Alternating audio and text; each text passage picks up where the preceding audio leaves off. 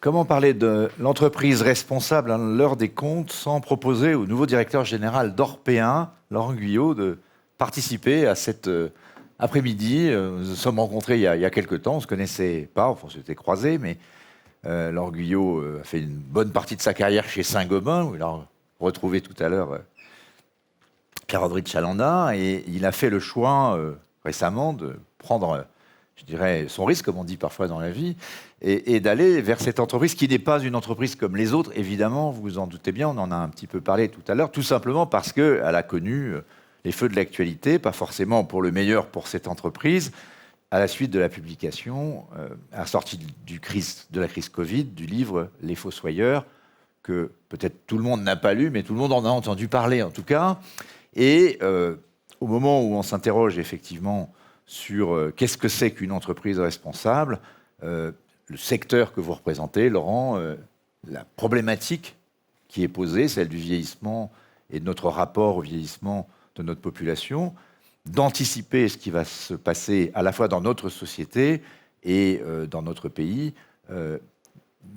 Moi, je me sentais assez obligé de vous proposer de venir. Je vous remercie d'avoir accepté, parce que ce n'est pas forcément évident, vous me direz pourquoi sans doute, de parler en ce moment pour vous. Vous êtes en pleine restructuration, mais néanmoins, il y a beaucoup de choses à dire. Alors, peut-être pour commencer, nous dire pourquoi vous avez choisi de rejoindre Orpéa, parce que c'est quand même, effectivement, pas forcément évident pour quelqu'un qui a une carrière industrielle d'aller dans ce monde-là, le monde des services à la personne. Qu'est-ce qui vous a poussé à faire ce choix ? Oui, bonjour Philippe. D'abord, je pense que la question ne s'applique pas qu'à moi. C'est vrai, je ne viens pas du soin, c'est vrai, je viens d'un monde industriel, mais en fait, on a constitué un comité de direction complet, on a 75 000 collaborateurs qui travaillent tous les jours auprès de nos patients et de nos résidents, et tous, dans l'année qui est passée, ont légitimement pu se poser la question de pourquoi être, pourquoi rejoindre ou pourquoi rester chez Orpéa. Je crois qu'il y a vraiment sur le fond 3 raisons qui nous motivent tous. Il y a une première qui est, c'est une mission qui a du sens. À l'heure où beaucoup d'entreprises se cherchent une raison d'être, c'est pas un hasard si une aide-soignante, si un médecin vient travailler dans une maison de retraite ou vient travailler dans une clinique psychiatrique. Il y a une utilité sociale qui est très très forte, et j'allais dire presque, même si on va travailler dans le futur sur la raison d'être, elle est naturelle. Il y a une deuxième question qui est la question de la responsabilité. C'est une entreprise de 75 000 personnes qui accueille 50 000 résidents, 200 000 patients dans une situation à la fois, je dirais, éthique et à la fois financière extrêmement difficile. Je trouve que c'est une responsabilité qu'on a collectivement de la sauver, de faire en sorte que cette entreprise continue. Elle fait partie, elle est une composante clé de notre système de soins et on ne peut pas la laisser tomber. Et le troisième point, pardon si vous me permettez, c'est quand même pour un manager un défi gigantesque et un défi unique. On est habituellement dans une entreprise un maillon d'une grande chaîne. Là, on a collectivement la possibilité de changer significativement les choses, de recréer un collectif vers quelque chose qui a du sens. Je disais, on en a parlé un peu tout à l'heure, j'espère qu'il ne m'en voudra pas avec le patron de Mirova, mais c'est aussi emblématique, un modèle d'une certaine façon du crash de ce qu'on disait, les promesses de l'ESG sont difficiles à tenir. Alors, personne ne peut donner de leçon à qui que ce soit en disant pourquoi est-ce qu'on n'a rien vu. On a déjà répondu à cette question, on n'avait pas forcément vu venir. Et la question de la sincérité, de l'honnêteté des dirigeants, évidemment, en matière d'entreprise responsable, peut-être le sujet numéro 1. Mais au-delà de ça, il y a la question, et c'est là que je voudrais vous interroger dans ce que vous voulez faire d'un nouvel Orpéa, avec de nouveaux actionnaires, peut-être nous en dire quelques mots, même si c'est en cours, c'est de poser la question de qu'est-ce que c'est qu'aujourd'hui une entreprise qui se dote d'une raison d'être et qui se dote des moyens de le tenir, j'allais dire avec sincérité. Qu'est-ce qu'il faut changer dans le modèle économique, dans la problématique de la performance économique aussi de cette entreprise, et de sa capacité aussi, parce qu'il ne faut pas l'oublier, on est dans le monde des EHPAD privés, et c'est même dans le public que cette question se pose, comment on finance les investissements ou l'exploitation d'établissements comme le vôtre. La question du financement est une question fondamentale et qui qui devra être posée, mais de façon nationale. C'est pas une question qui est propre à Orpea. On y reviendra. C'est une question qui dépasse largement Orpea. Une entreprise de service, mais une entreprise de soins en particulier, ne peut pas fonctionner sur un modèle tayloriste, Charlie Chaplin des temps modernes. Il y a besoin, Friedmanienne, il y a besoin d'avoir de l'initiative, il y a d'avoir de l'autonomie au niveau le plus proche des patients et des résidents. Le soignant, l'auxiliaire de vie, elles ont besoin de pouvoir prendre des initiatives, dans un cadre évidemment, mais de pouvoir des initiatives pour répondre aux besoins immédiatement, sans que quelqu'un à Paris, à la Défense, lui dise quoi faire. Ça ne peut pas fonctionner comme ça. Et donc, comment fonctionne une entreprise de service aujourd'hui ? Je pense que ça fonctionne sur la base d'un cadre. Un cadre, c'est des valeurs, c'est des principes de comportement et d'action. Ça fonctionne avec un but, c'est ce qu'on appelle la raison d'être. Et aussi, ça fonctionne avec un mode de fonctionnement, un mode de management beaucoup plus décentralisé. Donc, on a collectivement commencé avec les équipes à travailler sur quelles sont nos valeurs. Et les valeurs du soin, c'est des valeurs de solidarité active. On travaille sur notre raison d'être. Et la raison d'être, on voit bien ce qu'elle peut être autour de l'accompagnement et du soin des plus fragiles. Et puis, on travaille énormément en ce moment sur l'autonomie. L'autonomie, c'est fondamental. Ça veut dire un cadre, ça veut dire un mode d'interaction qui est basé sur la confiance et sur la bienveillance. Ça veut dire aussi une certaine discipline et des indicateurs de suivi. Donc, ça veut dire en gros de passer du mode de fonctionnement d'une entreprise taylorienne en command and control très vertical à un mode de fonctionnement en trust and inspire, c'est-à-dire on donne une direction, on donne des cadres et puis on fait confiance. De ce que vous avez découvert en rentrant dans cette entreprise, est-ce que, pardonnez-moi le mot, mais il est peut-être dur, le vice était à l'intérieur du système, si j'ose dire, comme le verre était dans le fruit, ou est-ce que, et donc c'est ça qu'il faut changer, ou est-ce que finalement c'était juste quelques dirigeants qui ont failli à leur mission ? Et pour le dire autrement, si y a une solution, et il y a certainement une solution, parce qu'il y a 270 000, je crois, personnes qui sont jouées sur RPA, avec un nouvel actionnariat, peut-être pourriez-vous en dire un mot, finalement, est-ce que le nouveau chemin, il trouve, j'allais dire, une nouvelle vertu pour Orpea qui lui permettra de laver, si je puis dire, l'honneur notamment de tous ces salariés qui, pour l'essentiel, ne sont pour rien dans ce qui s'est passé. Alors, tout à fait. Si je suis venu aussi, c'est que dans mon travail d'analyse de la situation, j'ai constaté une très très grande différence entre des équipes sur le terrain qui étaient extrêmement engagées, dévouées, j'allais dire corps et âme, tous les jours auprès de leurs patients et de leurs résidents, et une équipe de direction et qui a failli de façon, c'est une façon polie de dire qu'il y a eu des malversations financières. La justice est saisie. La justice est saisie, on apporte des éléments à la justice tous les jours. Mais donc, oui, il y a un chemin de reconstruction. Ce chemin de reconstruction, il passe à la fois, évidemment, par l'éthique. Tout à l'heure, le patron de Mirova insistait sur l'importance de l'éthique des dirigeants. C'est fondamental de remettre au cœur du projet de refondation d'entreprise l'éthique, ce que nous faisons, mais également de remettre au cœur nos personnels, nos personnes, nos collègues dans les établissements qui doivent être traités correctement, parce qu'on prend soin correctement de quelqu'un que si quelqu'un prend soin de nous. On ne peut pas faire un travail sans avoir le temps, sans avoir une pression psychologique, c'est pas possible. Et sans remettre au cœur, évidemment, les patients et les résidents, parce que le sujet du vieillissement est un sujet de société fondamental. Le point focal, c'est le patient, le résident, son soin, et pas l'immobilier comme ça pouvait être par le passé dans l'entreprise. Si vous deviez donner les grandes étapes de la reconstruction, donc, je disais aujourd'hui, donc l'entrée au capital, CDC, CNP, Maïf, il était là ce matin, et MACSF, c'est la mutuelle justement des aides soignants. Donc ça donne un nouveau cadre, un peu d'aisance financière, ce qu'on appelle du capital patient. Qui va vous donner du temps. Mais ensuite, c'est quoi les étapes pour arriver à transformer Le cap, c'est l'entreprise à mission, comme l'a évoqué la loi Pacte.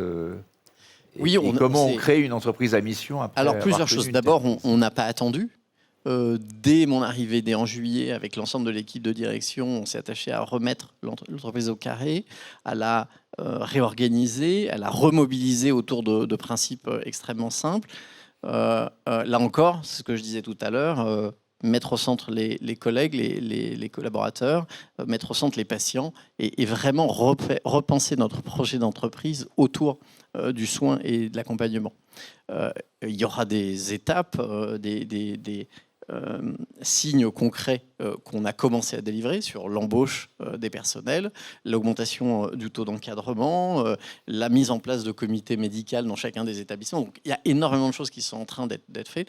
Prochaine étape à la fin de l'année, évidemment, autour d'octobre-novembre, l'entrée au capital de la Caisse des dépôts, Maïf, MACSF et la CNP. Dans ce cadre-là, nous préparons, et je l'ai déjà annoncé, nous préparons une transition vers quelle est notre raison d'être. On va le travailler avec les équipes. Nos valeurs, on les a déjà travaillées, on est déjà une petite idée, on arrive, notre raison d'être. Et puis un jour, le passage à mission. Mais je ne veux pas non plus passer entreprise à mission trop vite. Il faut que l'entreprise soit prête, il faut qu'on ait les indicateurs de suivi. On a parlé beaucoup d'indicateurs et de performance. C'est fondamental d'avoir ces indicateurs pour pouvoir donner au management Les outils. Alors pas les outils, les capacités à l'extérieur de juger de la performance des managers. C'est ça qui est important. Et donc il faut les choisir avec soin. Et c'était pas une chose qui était parfaitement naturelle chez Orpea que d'avoir des indicateurs de suivi sur des grands sujets ESG. Une des grandes modifications qu'on a faites dès mon arrivée, c'est à ma demande, mon bonus, ma rémunération est assise à 60% sur des critères ESG et 40% sur des critères financiers, puisqu'il faut un équilibre entre les deux, mais très largement ESG. Oui, parce qu'on disait avec Fanny Picard que quand on regarde le CAC 40 actuellement, c'est seulement 12% de la part variable, dit-elle, en moyenne d'après.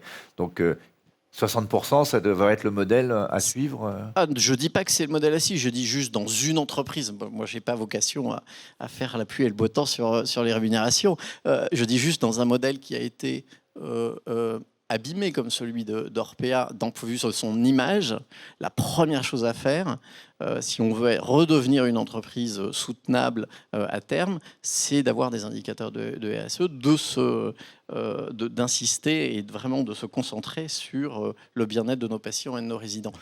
Et ça concerne tout le management ou uniquement vous Tout le management progressivement était historiquement que sur des critères financiers et maintenant passé sur plus de critères ESG, en général la majorité. Oui.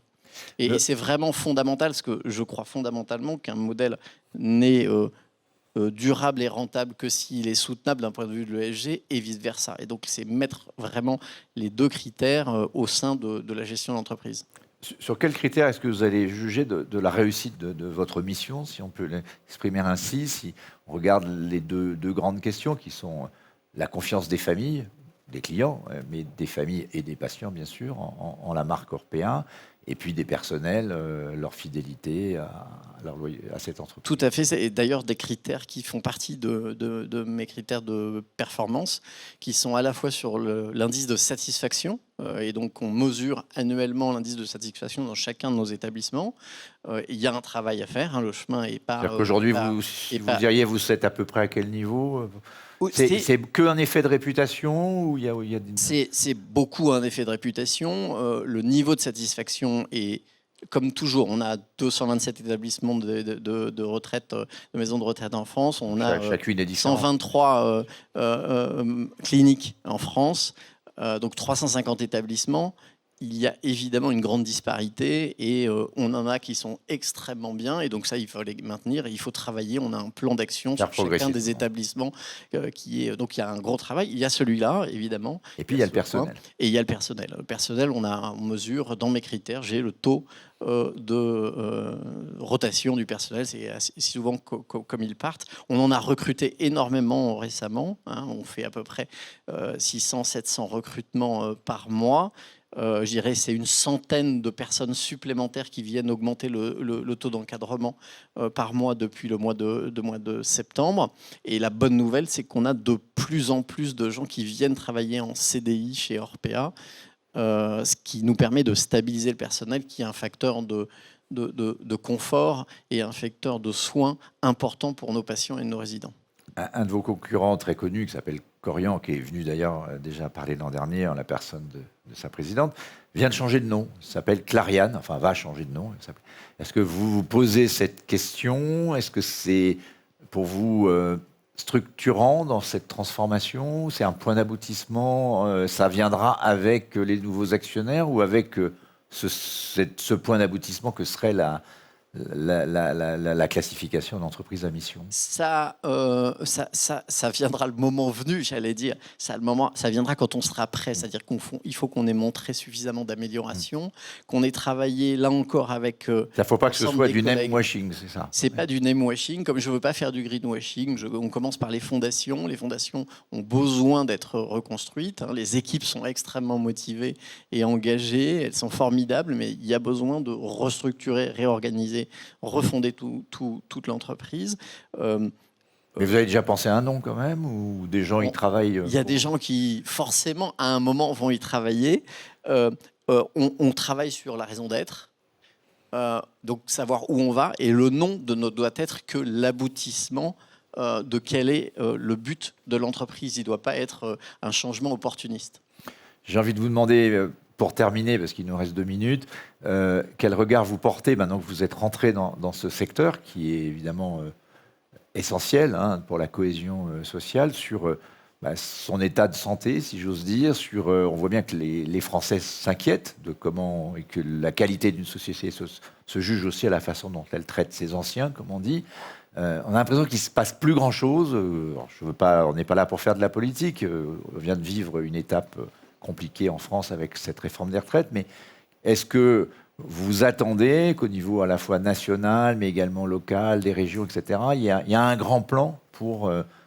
on parle souvent de l'emploi des seniors, mais il faudrait peut-être arrêter de parler des seniors, parce qu'ils ne sont pas forcément vieux quand ils travaillent, mais de parler des vrais seniors, ceux dont il faudrait se préoccuper de... Comment vous verriez l'organisation finalement idéale, peut-être, ou les points d'amélioration pour la France? Il y a d'abord besoin de moyens et de personnel.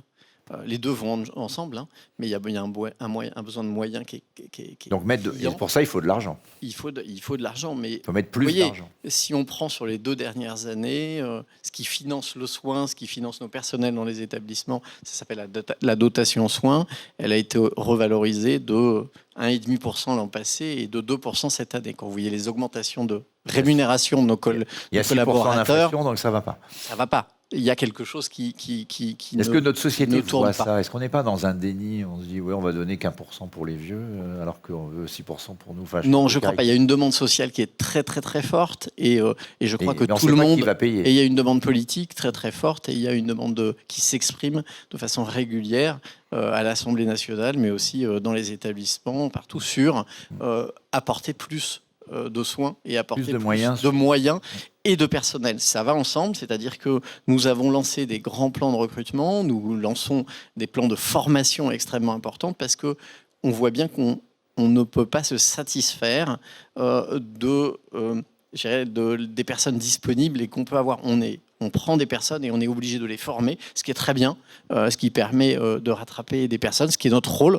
Et on jouera pleinement nos rôles. On a besoin à la fois de moyens, mais aussi on a besoin de collaborateurs qui viennent travailler dans nos établissements. Donc l'enjeu clé, c'est l'attractivité de...